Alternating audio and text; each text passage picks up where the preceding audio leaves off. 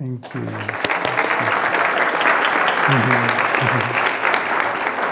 Gosh. Well, so nice to see you. Well done. You got out.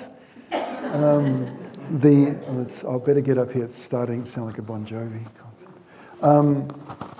You got out for the evening. Thanks for having an early supper, getting the sitters organised, getting on to the car, out to the car, getting on here. Well done. We're here and they're there. Hooray!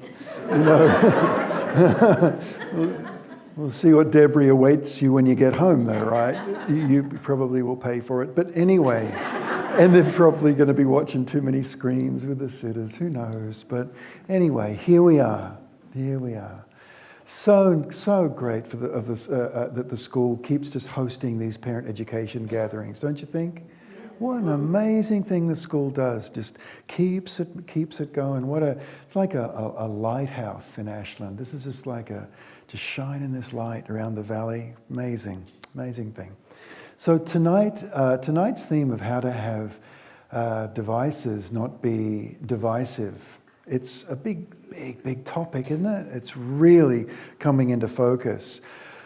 I was talking about this in San Francisco last week, and there's a mum with a 17-year-old daughter who's got this amazing podcast into how devices are divisive.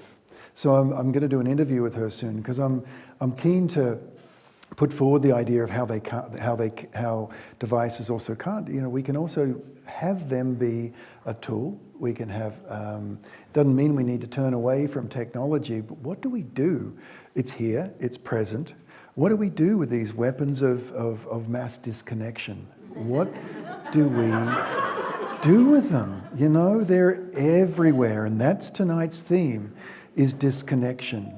You know, for years I spoke about screens, and I think I really got it wrong, frankly. I didn't do very well at all with this whole theme because I would travel around the country, around the world, talking about devices, and I had to really get my ducks in a row. So, you know, I read every piece of research right into the neuroscience, really got into it, because I'd get heckled, right? Yeah, it was great. And I'd get into these debates, and usually dads. There's a lot of dads here tonight. I remember this. Is this an Ashland thing? I don't know. Dads, these are lucky kids to have so many dads. Come to this. I know women, it's great, but you always come to this stuff.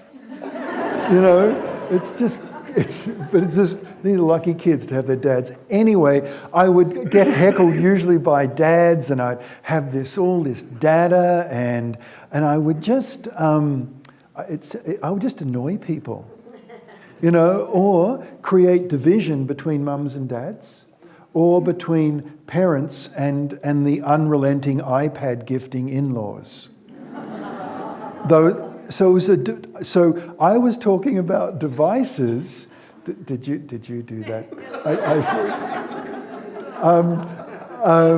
I would talk about devices in a divisive way. I mean, the irony of that sort of went by me for about 10 years. I missed it completely. I was dividing people because it was kind of a fairly militant thing, because this is really damaging our kids. But, you know, it's not okay to be only against something. Don't work. Never works. So I started thinking about it in a different way, about how can devices not be divisive? Like, what's the problem? What's the key issue with devices? You know, for me, the issue is not screens. It's not these funny little things. It is pieces of glass and metal and such. The issue is about how to maintain human connection. It's about connection and disconnection. It's not about screens. That's not the issue. And I missed it for a long time. You know, I was, probably like many of us here, recently I was seeing these really difficult images of children being separated by immigration officers who I'm sure didn't want to be doing that. and separating those kids at the border, and the national outpouring of how can we as a nation, that's not us. How could we possibly do that? And then I started, just sort of thinking about that a little more, and I thought, you know what? I am so glad we're outraged by that thing going on, but that's going on a day-to-day basis, but it's under the radar. We are being disconnected from our kids because of these screens.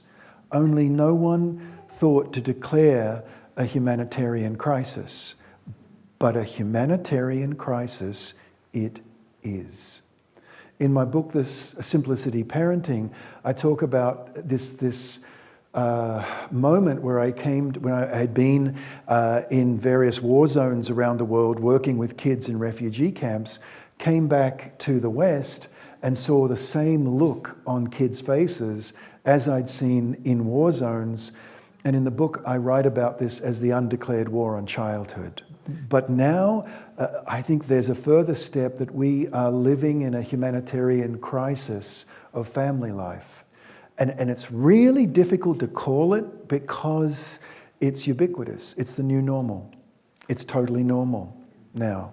And it's really difficult to call it without seeming really weird. Without seeming that you're going very much against the current of popular culture. We forget that Steve Jobs didn't have screens for his own kids, right? He just packaged up in minimalistic packaging and sold it to us poor schmucks, We forget that he did. Many of these high-tech executives have their kids in Waldorf schools where there's no. It's something that when Steve Jobs was asked why was that, why don't your kids have screens, right? When they're young, particularly, and his answer, paraphrasing, was, why would I want them to look at someone else's creativity? You sit passively and watch someone else's creativity. He's one of the most creative guys, that's been around for a while, and he didn't want his kids staring passively at creativity. He wanted them to be creative. So he didn't give them the screen because that's largely what it was doing. We forget that, they're creative things, but it's someone else's creativity for much of the time. It doesn't have to be like that. We can, and I'll come to that. We can use screens and devices extremely creatively, but there's a divide right there, a decision about how are our kids using them. Are they using them passively, or are they using them actively? And there's a line right down the middle. It's difficult to define, but it's a thought line right there. Now, I wanted tonight to talk about connection, much more than screens. But as I talk about basically 4 concentric circles of connection, I'm going to be relating it back to how screens affect these connections. Like right at the core of this, where if you were to drop a pebble in a pond, right at the first ripple, like at the core, is connection to self and connection to our own values, connection to, for a child or a teenager, of what do they really stand for? How do they make decisions in the world? That key question of who am I? That's right at the core. But I want to back it on out and then come back to that point. I want to back it out right to what I see as 4 essential connections that make us human, that help us in this humanitarian crisis of family life that's going on at the moment. And I'm convinced it is. And many of us have that feeling that our kids had to cope, what our kids have to cope with now, very few of us had to cope with anything like that, don't you think? Very few of us. So the first connection, way out there on the periphery, one of the most beautiful connections that makes us human is connection to the natural world, to nature, don't you think? It's what makes us human. is to understand the beauty of nature. And my goodness, is it around you here? Went over the Grant Pass today. My. It's grand, here. And this connection to the natural world. It's something that many of us had in our lives. Do some of us remember that? Just, you only have to pause for a moment, don't you? And I grew up in Australia where I remember laying underneath some of the fruit trees in our orchard. I grew up on a farm, and I remember laying there in the grass. This is pre-tick, days. And I'm laying there very, very still for long periods of time, waiting for, we have these things called rosellas. They're birds with orange and blue and green, and when they fly over and their wings are wide and you're underneath it and the sun's above, it's just this colour, this swooping, moving rainbow of colour. And as a little boy, I would lay there for just long periods of time, all through the afternoon, just waiting for the rosellas to come and land in the fruit trees, which they would do by the hundreds. My grandfather didn't think it was so great. He would say, "Why don't you scare them away?" And it was like, no. I want to watch their colours. We've all got stories like that, poking around the creek, just looking at cloud shapes, laying on a tree, just being in nature, being with animals and being in nature. It's those moments of quietness I think many of us take into our adult life, where we can walk in nature and just be in a whole different space. Yeah, it just gives us that space within ourselves that without time in nature, I don't know that we would ever truly know was there. Do you know what I mean by that? If there's a space within, that being in nature says, you have that space within you. There it is. And you can visit that space. Not only when you're in nature, wherever you are, you take it with you. But it's nature that gives us that gift. Yeah? Now, my worry is that with a lot of these things, time is being robbed from our kids because of screens. So the time to be in nature, the time to do any of these things is being imperiled. The Kaiser Family Foundation study in 2011, in August of 2011, released a study that said that the average American 12-year-old is exposed to about 7.5 hours of screens per day. And the Centre for Common Sense Media just replicated the study, and it's now 9.25 hours a day. Right? That's the national average. Now, maybe it's because of the circles I move in, but I've never found anyone saying, "Yep, that's me." But someone's got to be doing it, right? Maybe here in Oregon we bring the national data down a little, but someone's got to be doing it. And if you think about it, when you're looking at a screen, even us as adults, and you start in on it, 2, 3 hours, 4 hours later, you emerge and it's like, wow, where did those hours go? Right? Those of you who have read Momo, the book The Little Grey Gentleman, will know that there was a plot to control human beings, to steal their humanity. And the way in which it was done was that these little grey gentlemen, these waifs of gentlemen, would move in and around people, and they figured out ways to make them hurry, to make them anxious, to make them nervous. And then they would steal their time and they'd roll it up and smoke it. You understand that in Oregon, don't you? But right?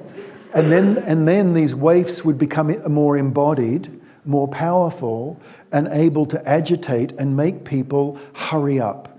The more they could make people hurry up, the more they could steal their time. All right? Interesting, huh? That book was written by Michael Ender, who wrote The Never-Ending Story. Do you know that one? Yeah. He's a Waldorf kid from K through 12. You can tell. Read it again. You can tell. You can totally tell. It steals time. So look, if our kids are at school and doing all the stuff that kids do and clubs and all the busyness and sports and play dates, honestly, play dates. Did anyone here ever have a play date in their life? And we're okay, aren't we? We're fine. Anyway, the play dates. But our kids haven't got, the average American kid, and now the average third grader, has a full hour a day less leisure time than in 1975. It's an hour less. And yet there's more and more screens. You do the math on it, and it starts to become troubling.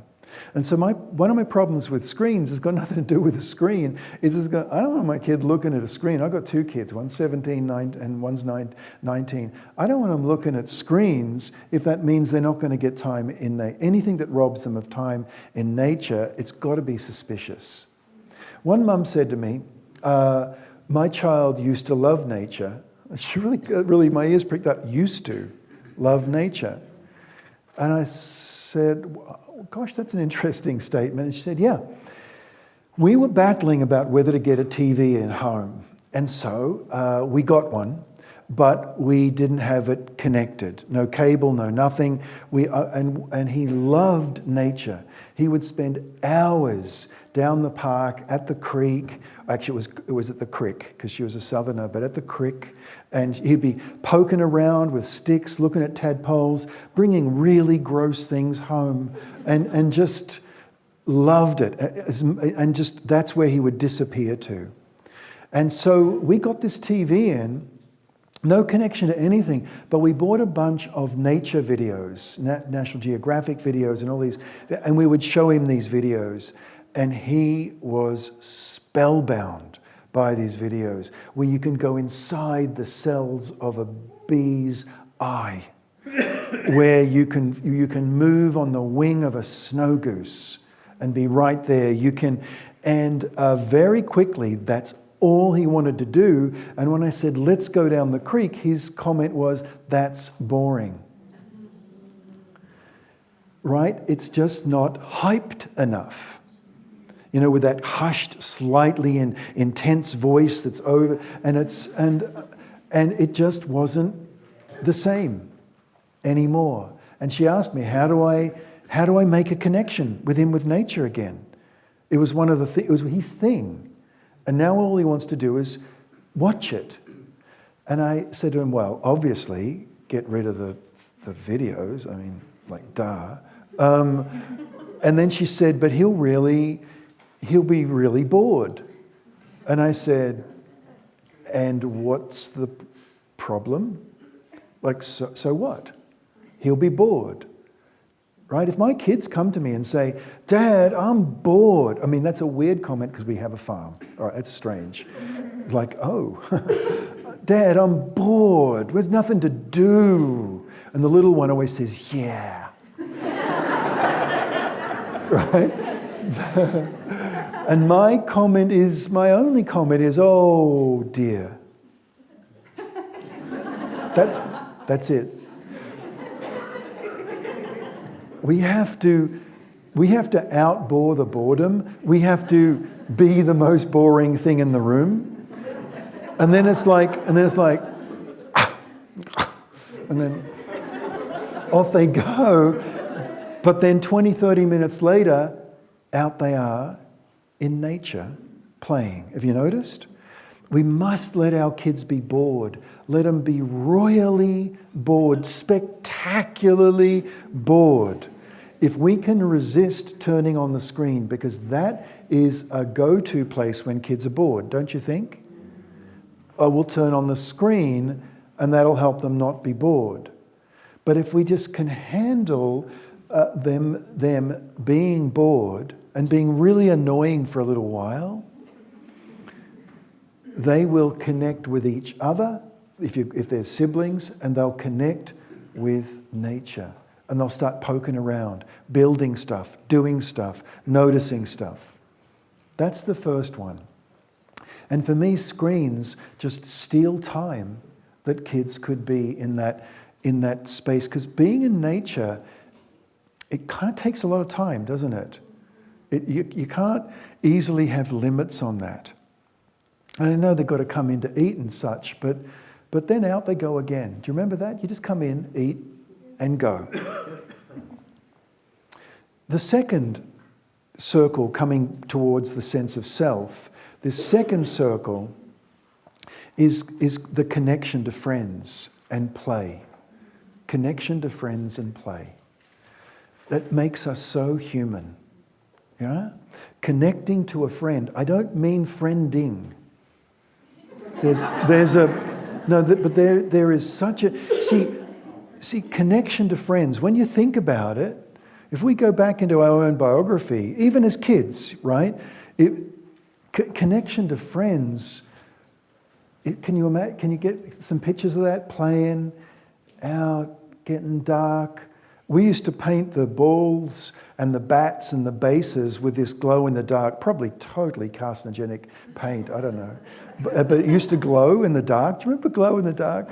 Probably made in China out of pure lead. I don't know, radioactive something or other. But we used to paint it, and we would be out there playing into the night. Do you remember? Out running after the ball and finding, or tree houses, or with friends building stuff, and arguing. Do you remember the arguments with friends? And falling out with them. Do you remember just not talking to them for a while, then really missing them, and then getting back together and being friends again until you argue again? And friends, we work out so much with friendship and play, with playing and creating and playing and creating. I was on the West Coast a couple of years ago, 4 years ago, and I heard this data, which I stopped the car and wrote it right on down with a pencil and paper and everything. Remember that stuff? And I wrote it right on down. And bear with me because this may seem like it's off the point for a minute, but there was a report from the Trade Department that said in 2015, it said that 32% of all employment with millennials was self-employment, project-based, part-time and unbenefited, right? 32%. And I thought, that's a pretty high figure of self-employment. So I did the math. It's right there on the website, 2005 to 2015 to 2025, and just continuing that curve on, by 2030, over 60% of all employment will be self-employed. 60%. All right, now what's that got to do with screens? And what's that got to do with friendship? And what's that got to do with play? I'll answer my own question because that's easiest. That if that's the world our kids are going into, think about it. Think about what it takes to be self-employed. If I can genuinely ask, what it takes to be self-employed, like masochism and madness aside, all right? But no, genuine question. What does it take? What if you had to find one word for it? Creativity. Big time discipline, don't you think? What else? Grit. Wow, I'm so glad someone said that one. Grit. You get knocked down, you get back up again. You think of 10 ideas, 8 don't work, 2 do, and that's how you pay the rent. Grit, you just keep, it doesn't work and you do it again, and it doesn't work and you do it again, and you figure out what is not working with this until you finally get it, and then the flow goes. It's beautiful, isn't it? That is, what else does it take to be self-employed? Courage. A tremendous amount of courage, doesn't it? And self-motivation. No one gets you up in the morning. Right? No one's going to notice. What else does it take? Self-knowledge. Knowing that I'm overly cautious. So, or I'm really impetuous. I better hold back. That's getting reflections about yourself, Are you getting the idea of why I'm talking about this? Do you see it? It's all in play and it's all in friendships. Knowledge about yourself. Your friend says to you, you like to just always be the boss. Why do you always have to choose the teams? And you say, well, fine, don't be on a team. Fine. Fine. Do you remember? Do you remember that stuff? And so here you are being self-employed, and at 9 you were given the message that you are a bossy git. And that you better watch that tendency, otherwise the people you work with are not going to work projects with you. Because a lot of this is project-based. Projects coming together. And they're not going to come together with someone who's just bossy, overbearing, over-controlling. Where did I learn to control that and get that self-reflection? When I was 9 building a tree fort. That's actually true. I'm not making that up. Right? For me, it wasn't being over-controlling. For me, it was I'd come up against problems and I gave in too easily. That was the feedback I had. Admittedly, it was from a big brother, so I don't know, that's not so reliable. But but it's no. Anything that comes from a big brother, just trying to get one over you. But the feedback we get. The grit, the determination, all the creativity. Sometimes people say to me, Kim, not giving our kids screens, we're not living in a little house on the prairie. We cannot go back in time. Screens are the modern way forward. Screens are real life. And I always think, excuse me, do you understand what you just said? Screens are real life? But that said, right? This is the future. This is what you've got to do for kids these days. That is just such a crock. That is not the future. The future is self-employment. The future is not being able to do this with a screen. That's a minor part of the future. The major part of the future is creativity, grit. What are the things we said? Self-knowledge, courage. All those things. Do you honestly think that we learn those things through watching SpongeBob Psychotic Pants? or we don't. Or some socially maladjusted bird on a screen. We don't. That is so for me. Delaying being low or no screen for kids and giving them a chance to build their creativity, their grit, their self-knowledge, that is training them and growing in them. And for me, the big interest is myelinating pathways, because I'm very interested in neuropsychology. I come from a background of neuropsychology, of laying down the pathways that they need to be successful in the future. This is not about going back in time. It's just we're getting just sold a myth if we buy into that one.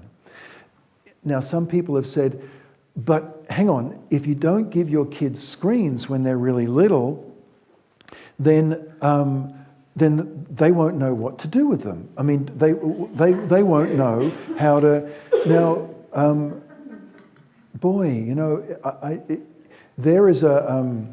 there is a home for, just down near where I live in Massachusetts, a place for refugees. People come from all over the world, but there's a Rohingya camp there or a settlement there, and these kids have never seen computers in their lives. I watched these teenagers move from never touched it, 16 years old, bunch of them, 16 years old, University of Massachusetts came in, they were programming within 8 weeks. Like, it's a friend of mine who works at MIT in Cambridge in Boston says that they have to run classes unprogramming kids, because they call it the 95-5 principle. 95% of kids who have had really early screen use only use 5% of the computer's creative capacity. And they're really narrowed down. Whereas kids who are introduced to computers and screens much later use a much broader range of the computer's creative capacity. It's really interesting. And this comes right from an MIT a professor, and they run classes. They actually run classes in it. Friends. The other worry that I have about friends and screens, and it's a real worry because I've seen it come true. It's no longer just a concern. Kids who grow up with screens, and particularly with social networking, what happens is that if in your Instagram or Facebook, whatever it is, doesn't matter what it is, and someone friends you, you feel great, right? And you get another like and another like. I don't know if you saw that video of a man running around with Post-its liking things. And it was real when you looked at what he liked. He saw a bicycle and he liked it. He saw this woman with a baby and he liked it. And it's just this bizarre liking that we do, and it makes us feel so good. You know, another person likes me. I just thought that was a really inane comment, but 3 people liked it. Wow, I can really say dumb stuff and people still like me. You know, now if we're buying into this liking, and if someone criticizes us, we unfriend them. Click, you're gone. Evaporate from my life. Click, gone. Now, it's beautiful. I mean, wow, what a utopian world, right? But look, I'll give you this example from my own life. You know, occasionally, and guys, there's a lot of guys here tonight, you might know this too.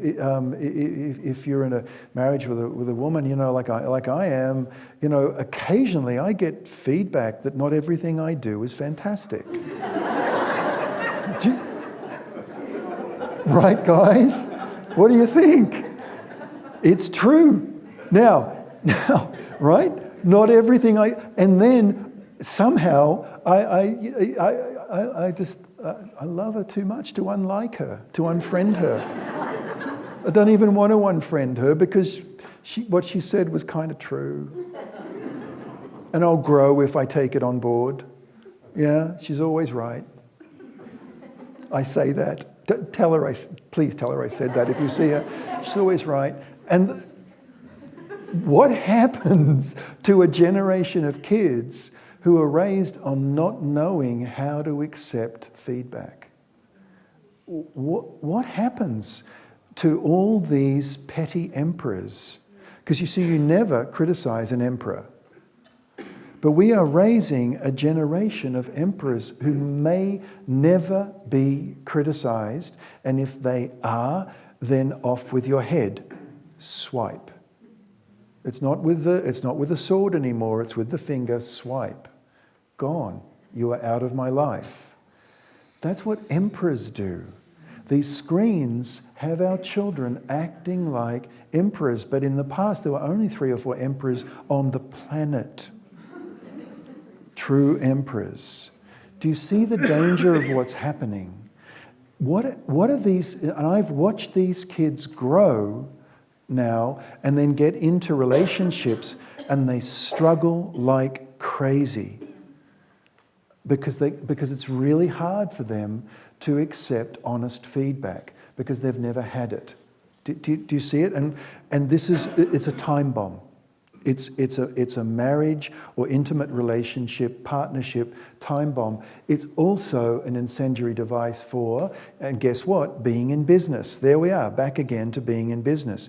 You have to, did anyone say that when you're in business, you have to listen to feedback, you have to go out after feedback, you have to listen to feedback, and you have to act on feedback. That's Daniel Goleman from Working with Emotional Intelligence. The most successful people in business go out and seek feedback. They don't just passively wait for it. They seek it. They take it on board. Step 2, they integrate it. They act upon it. And then they go back to the loop, this closed loop, to check in on how they're doing. That is the successful business. But that's what he found to be one of the top indicators of whether people will be successful in the workplace. Right? Now contrast that with friending and social network. don't think for a minute that watching this stuff and doing it repeatedly, we can't think as a society for a minute that this does not lay down or inhibit myelination and lay down social ways of being. It does, because it's just trained over and over and over. So it worries me that if our kids are going into a world where they're not benefited, they don't get health insurance, all that stuff, and yet at the very same time, they're not able to actually take on feedback. Do you see the problem?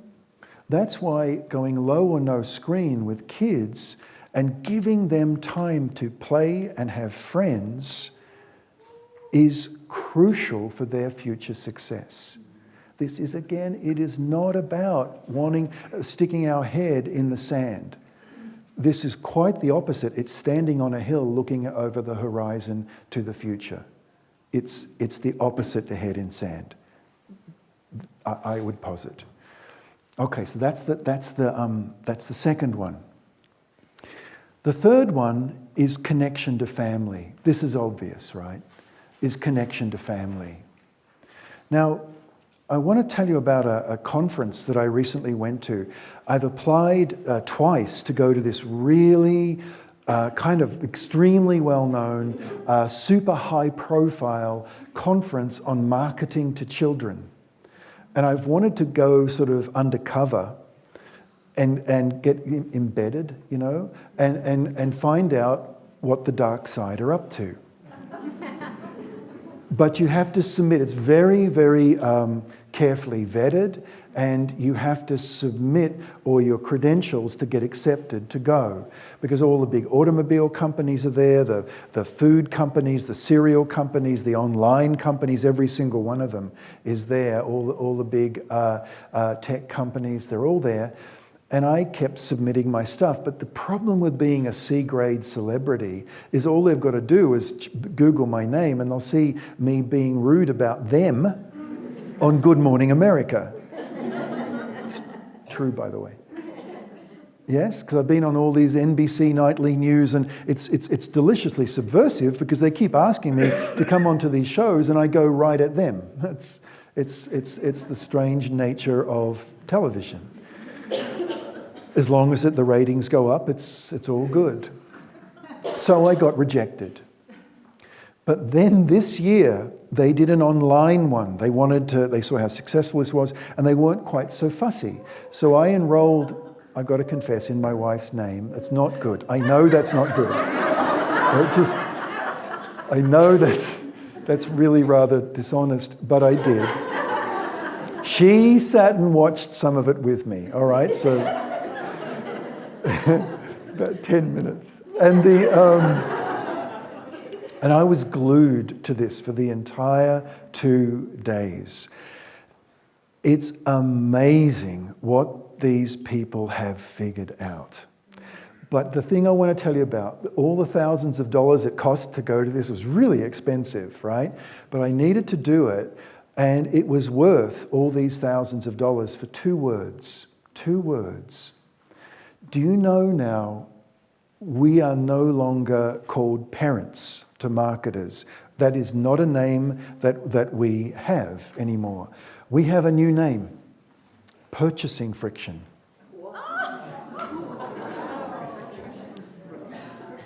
Seriously? That is our name, purchasing friction. We are purchasing friction. And the entire conference was based around the removal of purchasing. Mm-hmm. And there were companies coming up and showing how to do this, and it was completely shameless. Coming up and showing how to do this, and how to have a child be the primary purchaser. And there were all these terms being thrown around, and there was just this wild applause in the room. Online, there were all these little hands clapping, you know. And they spend $16 billion per year on doing this. And their primary delivery method is the screen. That's how they do it, right? And there were all kinds of stuff about how they do it, and companies were saying, yeah, we were successful in removing purchasing friction for the below threes, and that was rapturous applause because it had only been done for the 6-year-olds, but prior to that. But now they've figured out how to do it for younger children and how to get brand loyalty before the age of 3. Figured that one out, and they proved it and they showed it how to do that. They even showed how purchasing friction can be removed in $20,000, $30,000, $40,000 purchases with cars. They showed how and they showed the data. It was all very well done and lots of hands of how children under the age of 10 can choose have the influence that will mean if it's a Ford or if it's some other brand. It was Ford who figured this out, right? So when I got done with that conference, I was pacing around the room thinking, I was so disturbed by this, but just so gleeful I'd found out, or that my wife had found out, right, what they were doing. It was so completely conscious what they were doing. All the tricks. They would do things like they would take, what does it take to have a child feel unsafe and feel threatened? And then how do we then bring safety back into the child via the portal of our product? Product portal, workshop, product portal. So they stress kids up to wazoo. They show them all these scary images, flashing, flashing, flashing, because the child can't assimilate it. It takes 3 to 4 seconds to assimilate that. If you're 6 years old, flash, flash, flash, flash. Just watch it. Tomorrow, on the televisions you don't have at home, just watch it. Flash, flash, flash, flash, flash. All right?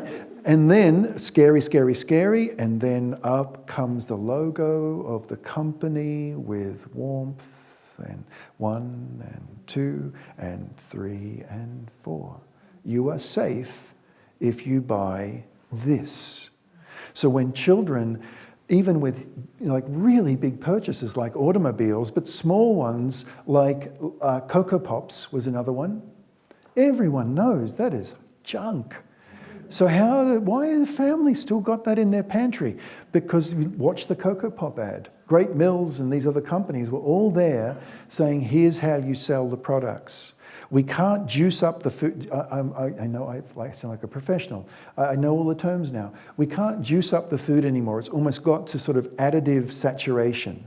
That's how it happened. So now it has to happen through psychological means. And they are pulling our chains. But the biggest thing that stuck with me is purchasing friction must be removed. And the irony of this is that we are putting the devices in our kids' hands of our own disconnection.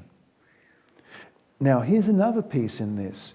I went back to my university because, and I went back to a study we'd done a little while ago to check out the data. You see, I work at Antioch Graduate School, and there was a person doing a project on adult portrayal in children's programming. And so she and the cohort, and I helped too, we watched over 200 hours of children's programming. This was one of the more difficult projects I've had in a while. And we watched it. And what we saw was that in over 80% of children's programming, adults are portrayed, I'll see if I can remember this exactly, as negligent, self-interested, emotionally immature, and vulnerable. That's our portrayal in over 80% of children's programming. And then the children come in and save the day. Okay? It began, do you remember the Home Alone series? It began with that, and then we watched it, and we watched it, and we watched it. So over and over and over, we're putting these things in our children's hands, or putting the screens in our homes. Always when I come into a home and there's this big screen, all the chairs are facing it, it's up on a mantelpiece. I don't know what to do with the thing. You know, it's like, anyway, we're doing this thing, and we're having our children watch that, but it's dismantling our influence. Because and so then we tell our kids to pick up their room. And like they look at us saying, you are emotionally immature, negligent, you are out of touch, because they've been sold that image over and over and over, and those images stick. I'll give one example of how these images stick. I was in New York on 9/11, and I was working with kids. We set up a rescue point in Westchester County where kids were flowing up out of the city. And many of those kids were in Midtown and had actually seen the towers come down. Still find this a bit hard to talk about, but I've got to tell you, so I'll talk about it, but it's hard. Now, they'd seen it, and they were pretty scared kids. And many of them had parents working in, and they couldn't make contact, cell phones down. And then the months go by. We're working with these kids, we keep in contact with them, the counselling services, but months go by. And then what a study turns up in the New Yorker magazine, whereby they found that the stress levels of kids who watched the towers come down on half-hourly news cycles was more than higher than the kids who saw it in person. The images our kids see on screens sticks. It sticks. We can't just turn this thing on and think we are not sticking stuff inside our children's souls. It sticks. It's not benign. It's just not. I want to tell you about a sausage advertisement. Okay, I know this is an advertisement, but this is a great one.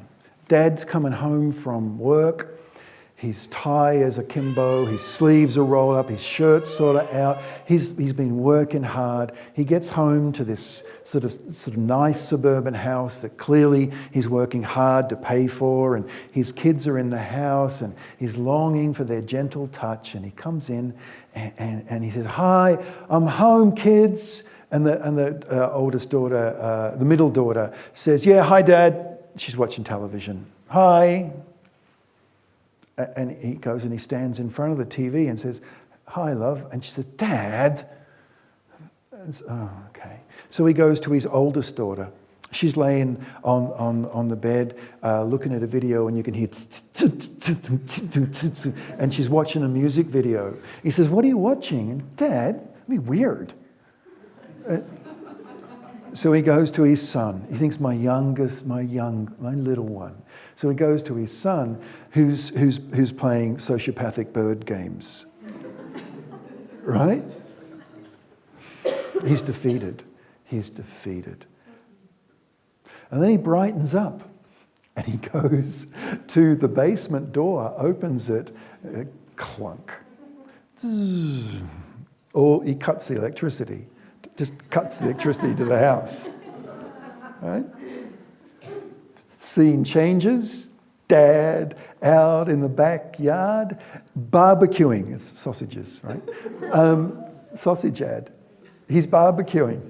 And he's got the grill and he's barbecuing, and the kids, he's putting the sausages on the plate, and they're laughing about the trips they take and planning what they might do in the future, and they're relating, and all these stories are coming out, and a story comes out from the oldest daughter about her boyfriend. He goes, "Whoa, boyfriend, oh, I just found out something I didn't know about," and all these things are coming on out. And then his younger son said, "Daddy," yes, boy, he's so pleased to be with his son who's actually, eye contact, starting and ending a sentence. It's great. And "Daddy," "Yes, boy." He said, "You know how you said the power was out all over?" "Yes, boy." "Why are the neighbours' lights on?" End of ad.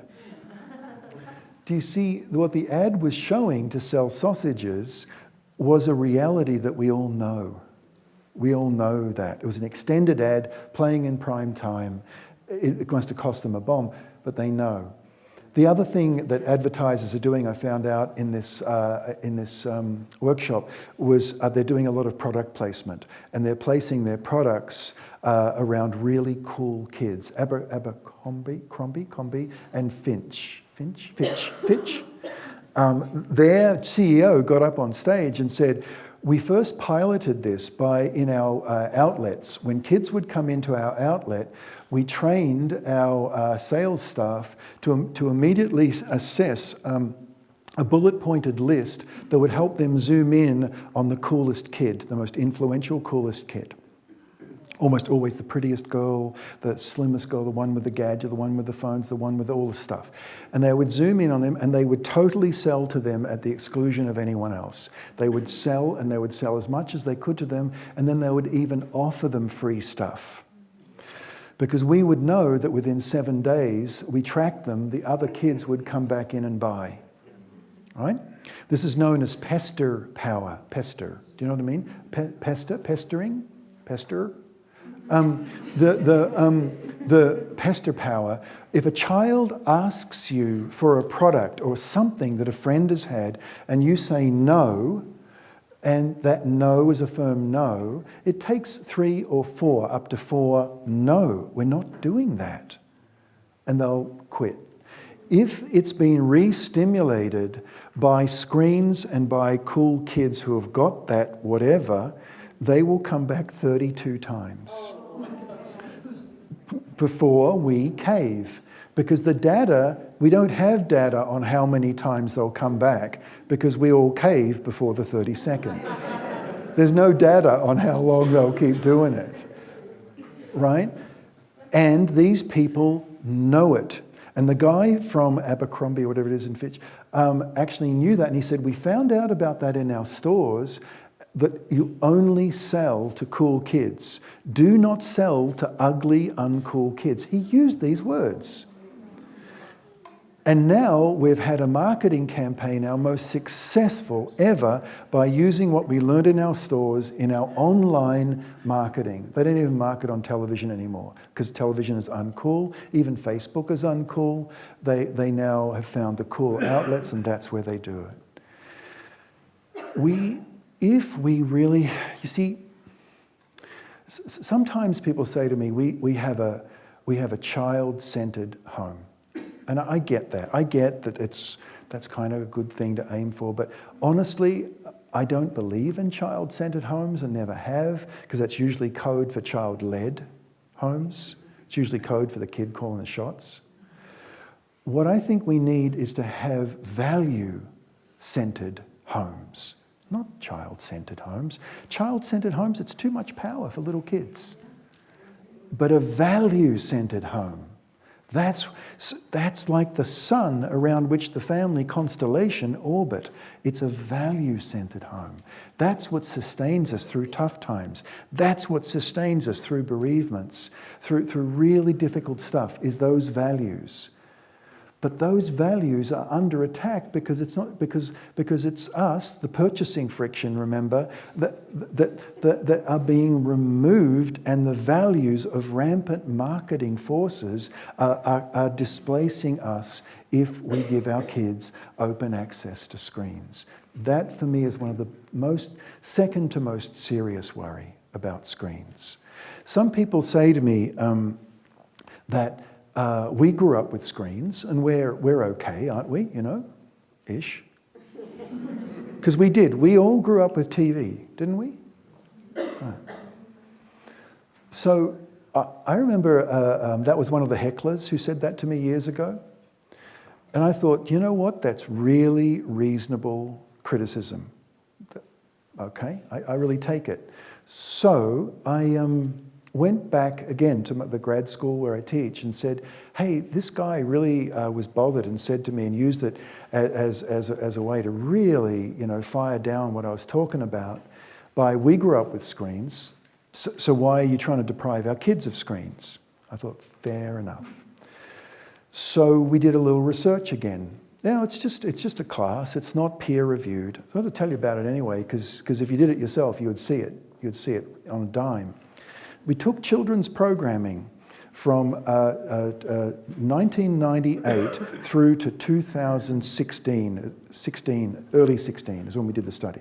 We took all that programming And then we took Jane Healy's research, very reliable peer-reviewed research, that it takes a child just under 4 seconds to assimilate an image on a screen or anywhere, looking at a friend, looking at a tree, but looking at a screen, exactly the same, just under 4 seconds, and to have it go into the frontal lobes, to have it basically have meaning made of that image. It's a long time, 4 seconds, fairly long time.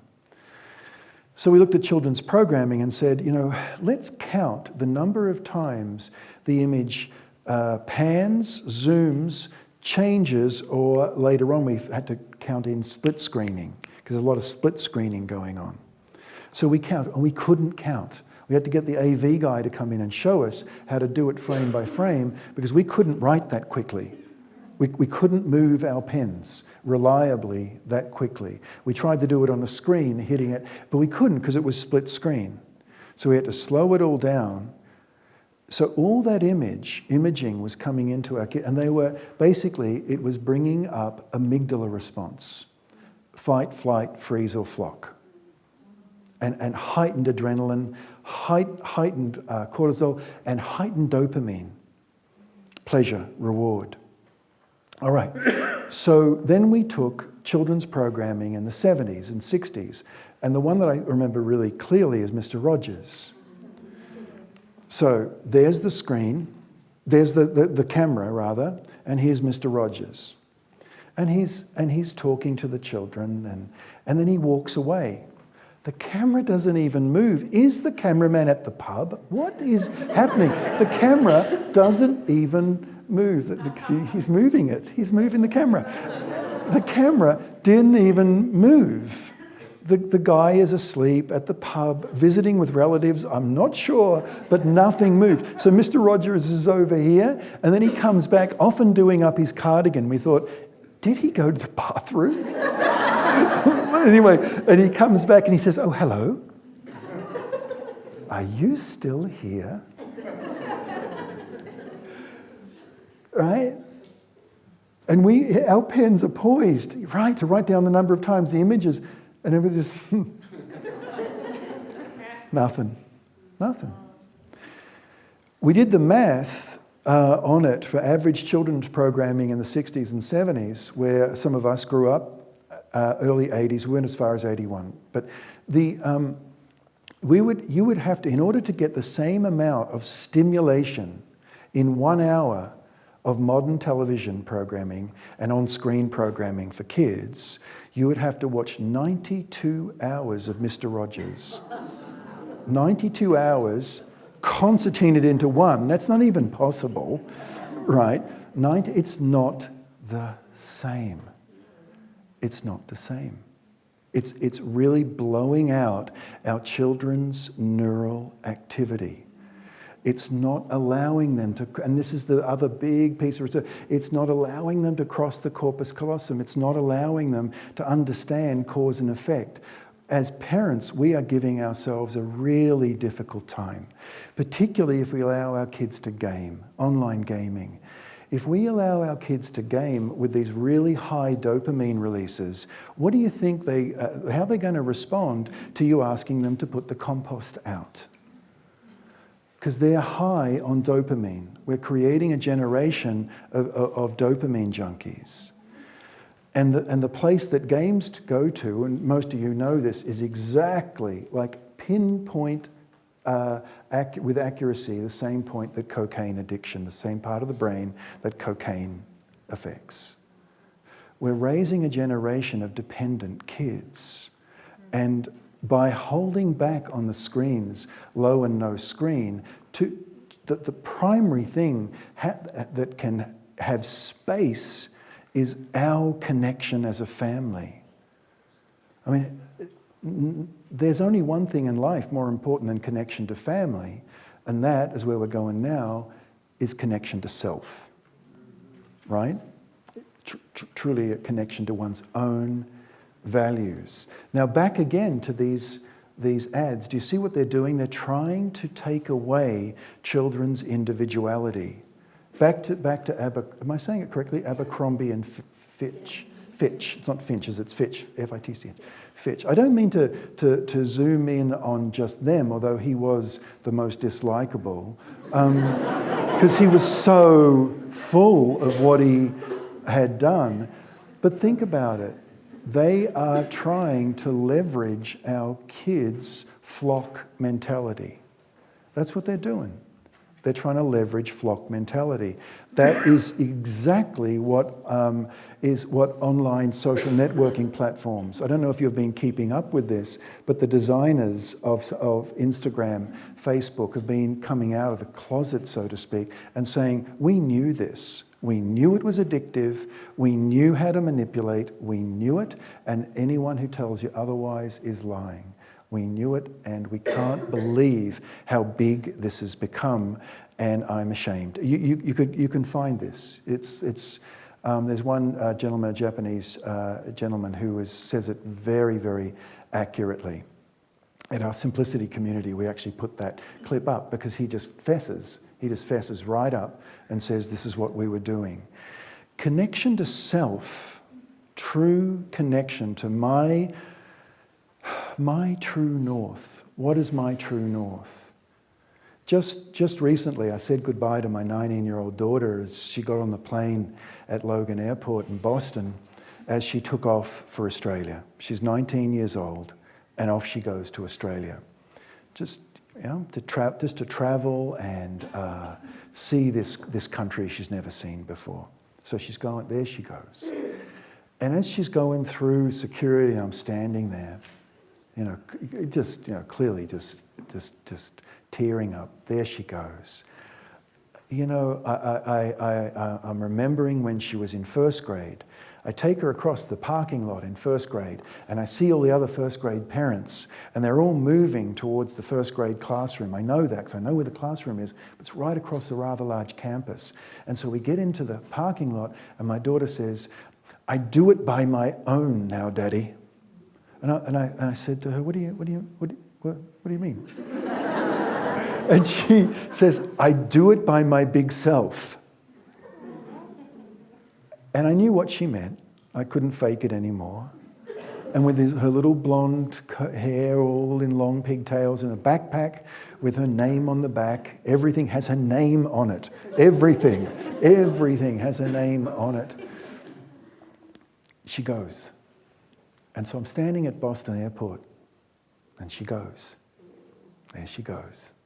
And I'm thinking, it'd be great if she had a stellar, fantastic time, just really, but I'll settle for okay. Just let her be okay.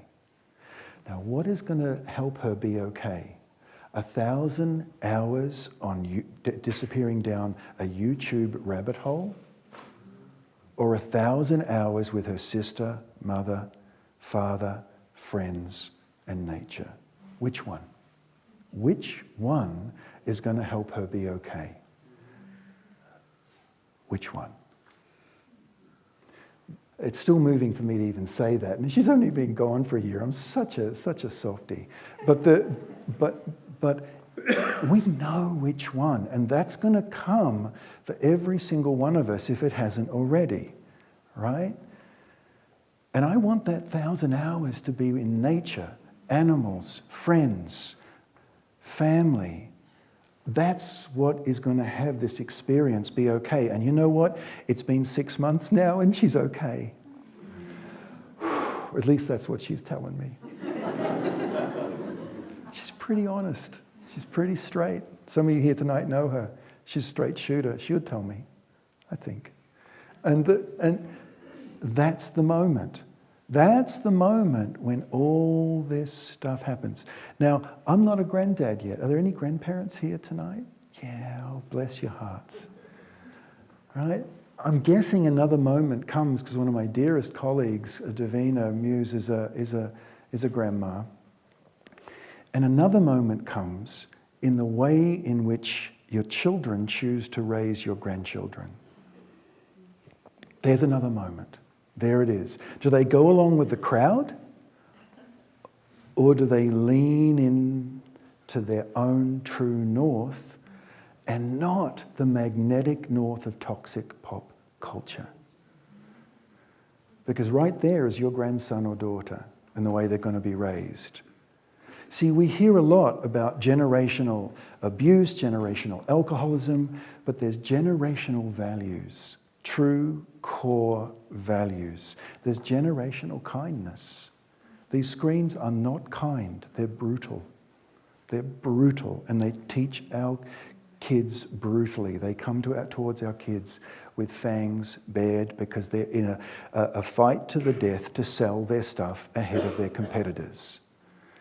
So as one is standing, looking at your newest granddaughter, and your daughter is on this brink of a decision that's an important one, and the daughter sits at the table, maybe 5-6 years go by, and the daughter sits at the table and she says, "Mama, where's my water?" And the mother looks at her and says, "Your water is in the faucet, love. It's in the faucet. It's all ready for you."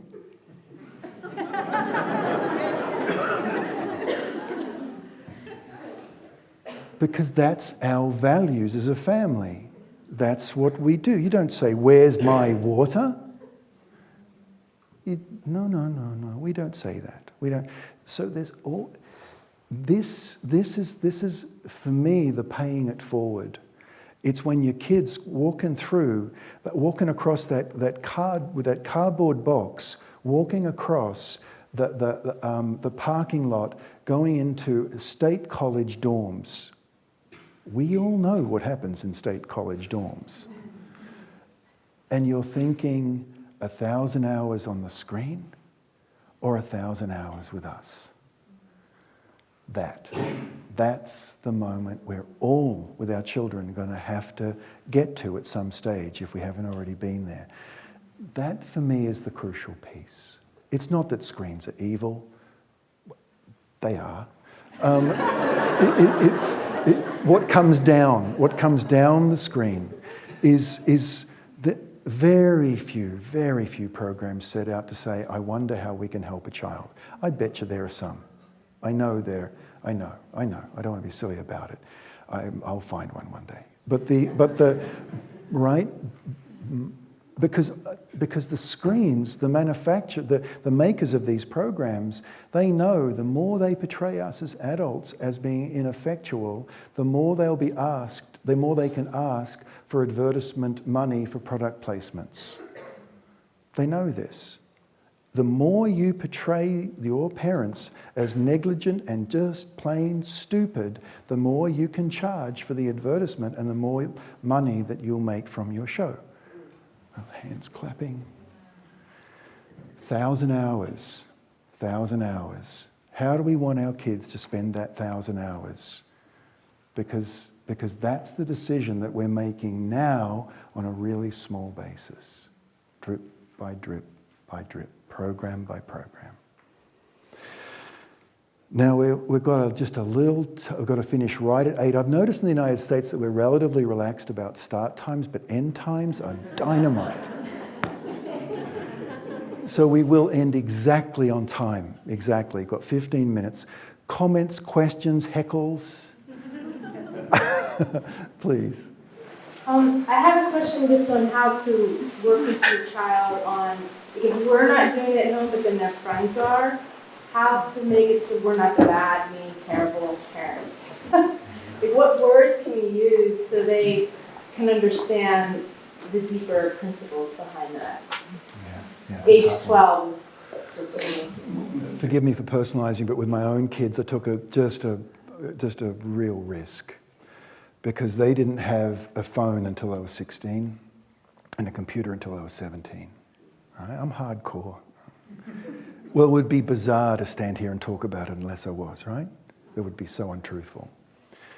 Okay, so that's going to make my kids unpopular on the outside. It's going to have them have no friends. It's going to disadvantage them forever. Forget Stanford. Just, what? Really? As I was told. And some of you know my kids. They're not crazy popular and like that, but they're like, right now in our farmhouse back in Massachusetts, there's 3 girls. There's 3 17-year-olds in our house tonight. I know this because I just rang before. And 3 friends. And all 3 of them are having life struggles. Where do they want to spend the weekend? At a place where there's no screens.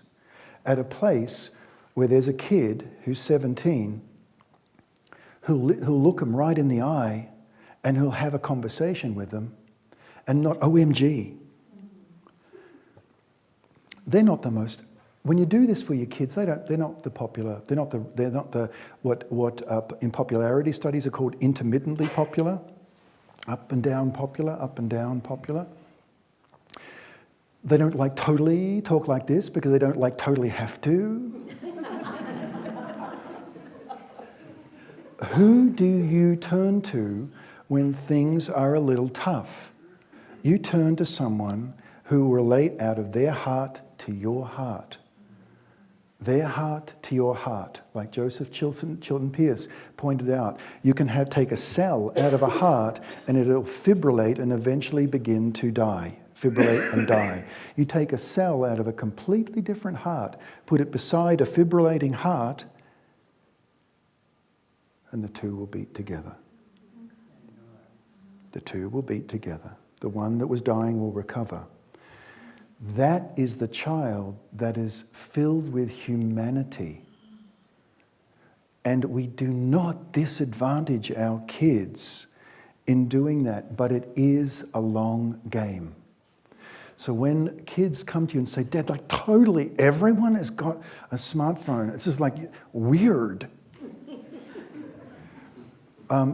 Firstly, I've got to tell you that the parents who are just not going to go there simply say to a kid, I know, sweetheart, but it's just not what we do.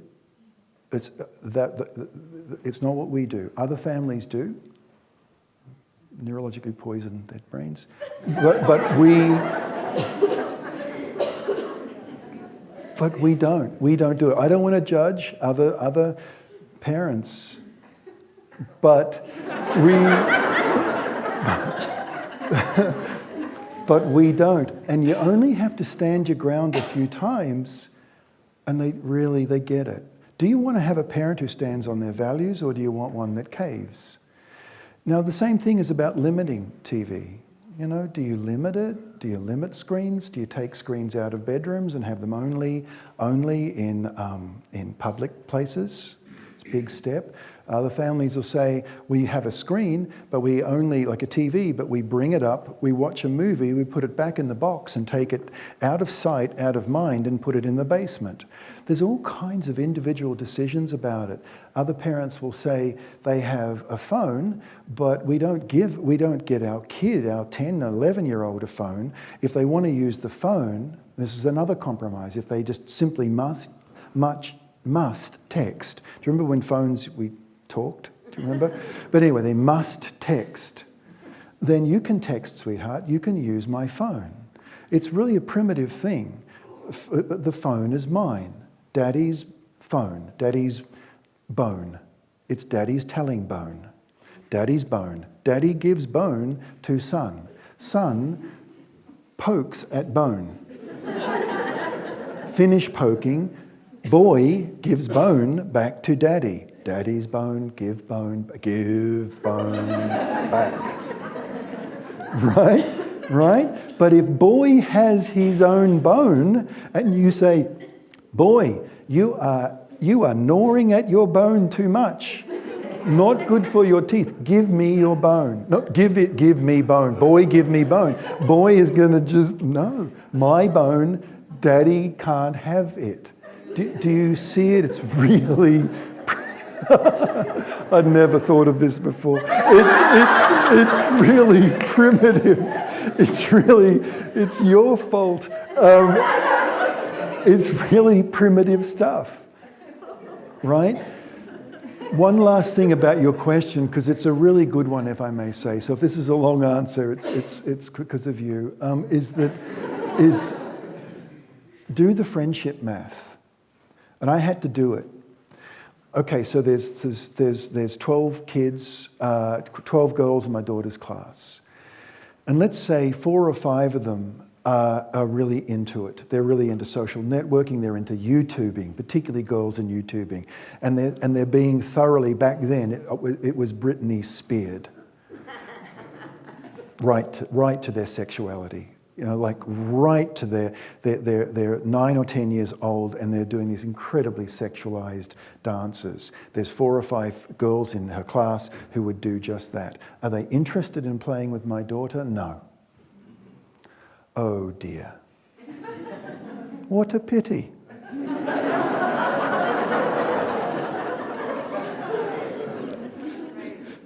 I don't want her to be sexualized like that. You don't want your kids to be sexualized like that. You don't want your boys looking at pornography, because YouTube is just a pornography delivery method. Somewhere it ends in pornography. Somewhere down that right-hand column, you'll end up in nastiness. So those 4 or 5 kids not playing with my daughter back when they were in sort of 7th and 8th grade, fair enough. And there's 3 or 4 who are the swing voters. They don't do much screens. No, she's friendly with those. And there are another couple who are really busy with playing their instruments and sports. They go for it. They're really can-do kids. They're the ones that relate to her. They don't do screens so much, not because of parental choice, I think, just because they're real busy.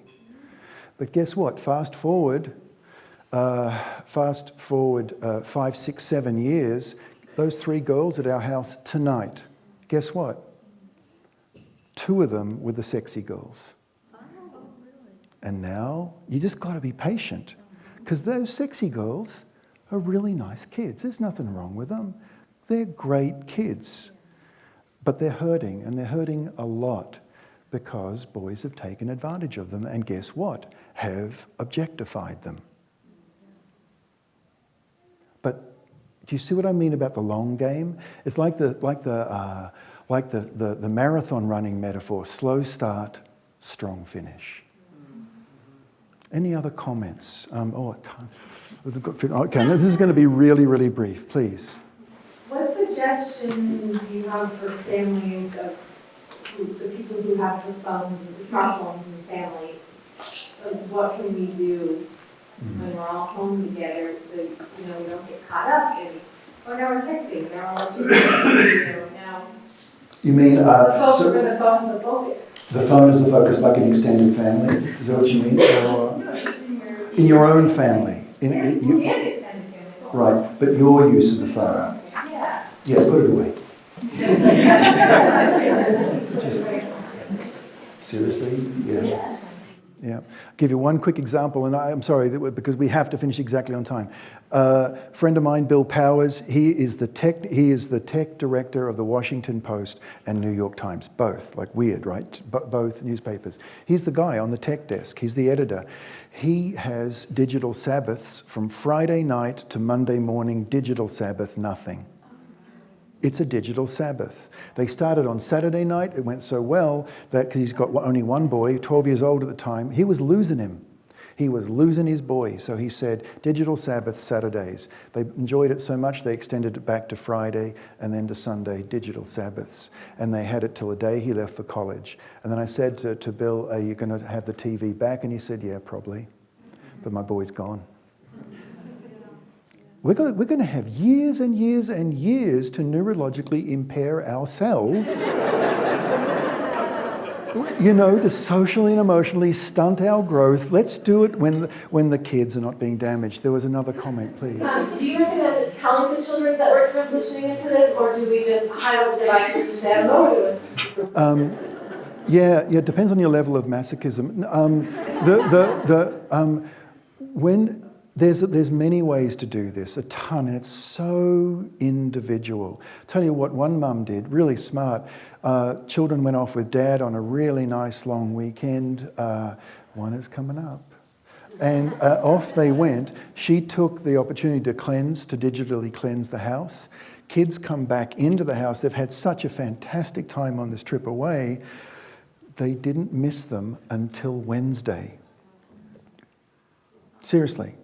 Because they were still bathing in this glory of the trip. You would think There are so many kids now who are cutting out Facebook, who are just, but they're more high school seniors, they're more older kids who are just saying this stuff is just doing not good stuff to us. With the kids, do you talk to them about it?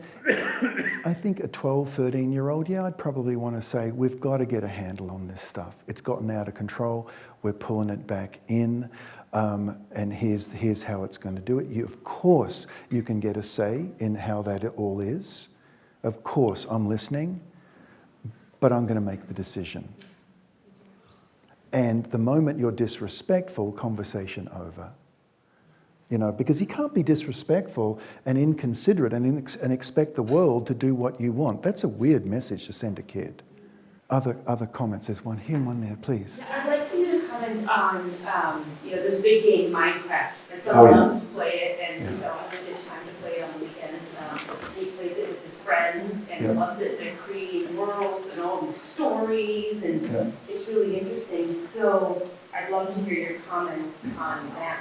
1,000 hours walking over with a cardboard box into dorms. Do you want him to have spent 500 of those on Minecraft or in nature and with you? I mean, really, that's my answer. Minecraft, I originally thought that was called Mindcraft. And I thought, close.